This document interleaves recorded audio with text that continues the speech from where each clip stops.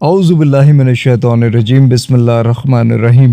معزز ناظرین السلام علیکم ورحمۃ اللہ وبرکاتہ۔ ہم امید کرتے ہیں کہ آپ سب لوگ خیریت سے ہوں گے۔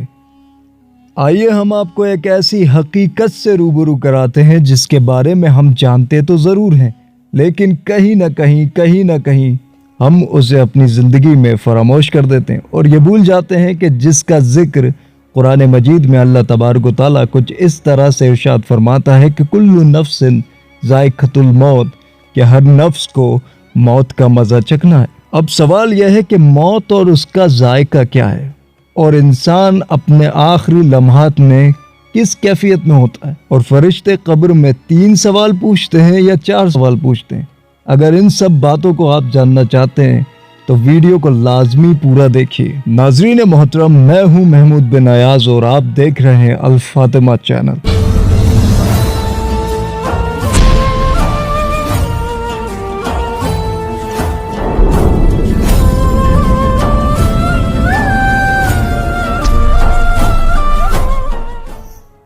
ویڈیو میں ایک بار پھر سے خوش آمدید۔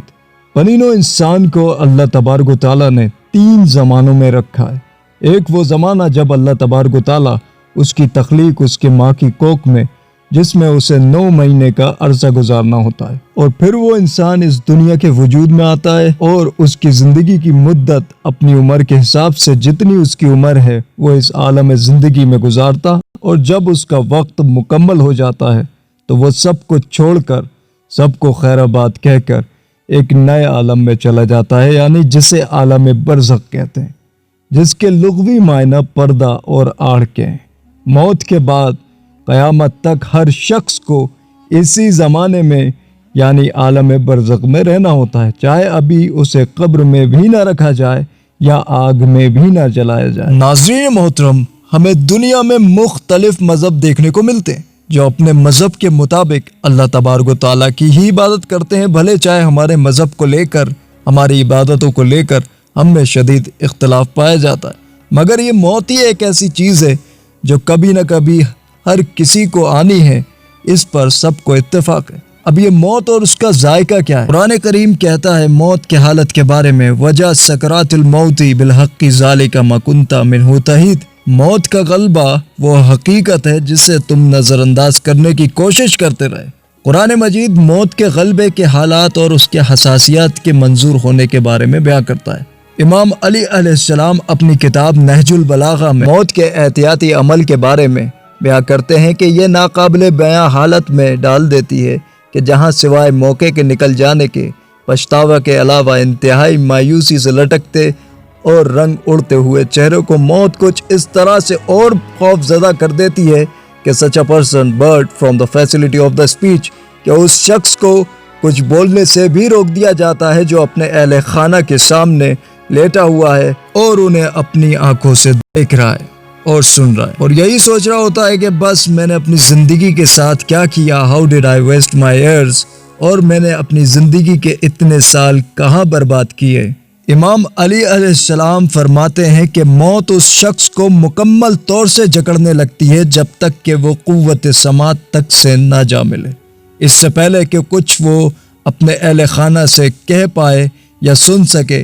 اپنی خاموش نظروں سے بس انہیں دیکھ سکتا ہے، لوگوں کے ہلتے ہوئے لبوں کو دیکھ سکتا ہے، لیکن سن نہیں سکتا اور نہ ہی سمجھ سکتا ہے۔ تب موت کچھ اس طرح سے جسم میں سرایت کر جاتی ہے کہ اس کی بینائی تک لے جاتی ہے، جیسا کہ اس کے سننے کی طاقت بھی لے جاتی ہے، اور اس کی روح جسم چھوڑ جاتی ہے اور وہ اب مردہ جسم کے مانند ہو گیا ہے۔ رسول اللہ صلی اللہ تعالیٰ علیہ وسلم ارشاد فرماتے ہیں، جس کی قبر کی منزل آسان، اس کی آگے کی منزل خود بخود آسان ہے، اور جس کی قبر کی منزل ہولناک، اس کی آگے کی منزل آپ خود اندازہ لگا سکتے ہیں۔ اللہ کے رسول صلی اللہ تعالیٰ علیہ وسلم ارشاد فرماتے ہیں کہ جب بندہ قبر میں ہوتا ہے تو 2 فرشتے قبر میں آتے ہیں، یعنی منکر اور نکیر۔ وہ اس بندے کو اٹھاتے ہیں اور اس سے 3 نہیں بلکہ 4 سوال پوچھتے ہیں، جو کہ صحیح البخاری، صحیح مسلم، سنن ابی داؤد میں جن کا ذکر تفصیلی طور پر حدیث میں ملتا ہے۔ اس سے فرشتے پہلا سوال پوچھتے ہیں کہ بتاؤ مر ربو کا، کہ تیرا رب کون ہے۔ اگر بندہ خدا کا فرما بردار ہوا اور اس نے نیک کام کیے تبھی وہ بولے گا کہ میرا رب اللہ ہے۔ پھر اس سے دوسرا سوال کیا جائے گا، بتاؤ ما دینوں کا، کہ تمہارا دین کون سا ہے۔ تو بندہ کہے گا کہ میرا دین دین الاسلام ہے۔ پھر اس سے تیسرا سوال کیا جائے گا، ما کنت تکون فی حق ھذا رجل، کہ اس شخص کے بارے میں تو کیا کہا کرتا تھا۔ اس کا مطلب یہ نہیں کہ نبی کریم صلی اللہ تعالیٰ علیہ وسلم کو قبر میں دکھایا جائے گا۔ مسند امام احمد میں ایک حدیث موجود ہے کہ وہ شخص پوچھے گا کہ آپ کس شخص کے بارے میں پوچھ رہے ہیں۔ فرشتے اس سے کہیں گے الذی بعث فیکم، کہ اس شخص کے بارے میں جن کو اللہ نے تم پر نبی بنا کے مبعوث کیا تھا۔ تو پھر کہے گا وہ شخص، ہوا رسول اللہ صلی اللہ تعالیٰ علیہ وسلم، وہ تو اللہ کے رسول محمد صلی اللہ تعالیٰ علیہ وسلم ہیں۔ جب یہ تینوں سوالوں کے بندہ صحیح جواب دے دے گا تو فرشتے اس سے چوتھا سوال پوچھیں گے، وما یدرکا، کہ یہ سوال کے جواب تو نے کیسے دیے۔ تو بندہ کہے گا قرأت کتاب اللہ، یعنی میں نے اللہ کی کتاب کو تصدیق کر کے پڑھا، سمجھ کر پڑھا۔ ناظرین محترم، آج ہم دنیا کمانے میں اتنے مصروف ہو گئے ہیں کہ اللہ کی مقدس یعنی قرآن مجید معاذ اللہ ہم نے پس پش ڈال دیا یہ کہہ کر کہ we don't have a time to recite a قرآن، اور ہم نے پیسے کمانے کی لالچ میں حرام اور حلال میں تمیز کرنا ہی چھوڑ دیا، اور سود اور زنا کے اڈے ہم نے قائم کر دیے، اور اس دن کو فراموش کر دیا کہ جس دن حضرت ملک الموت یعنی حضرت اسرائیل علیہ السلام ہماری زندگی کے دروازے پہ آخری دستک دیں گے اور ہمیں ایک سیکنڈ سے کم کی مہلت بھی نہیں دی جائے گی۔ اس کا یہ مطلب نہیں کہ ہم کمانا چھوڑ دیں، ہمارے اس پیغام کا مقصد یہ ہے کہ ہم حلال اور حرام میں تمیز سمجھ کر اپنے روزمرہ کے کاموں کو انجام دیں۔ ہم امید کرتے ہیں کہ آپ کو ہماری اس ویڈیو کا موقف سمجھ آیا ہوگا۔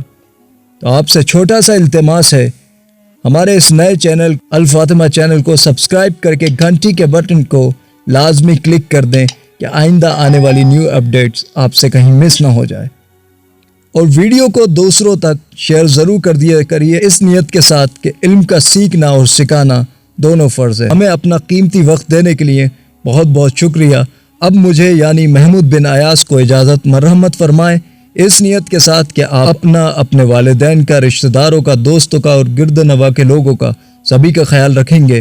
فی امان اللہ۔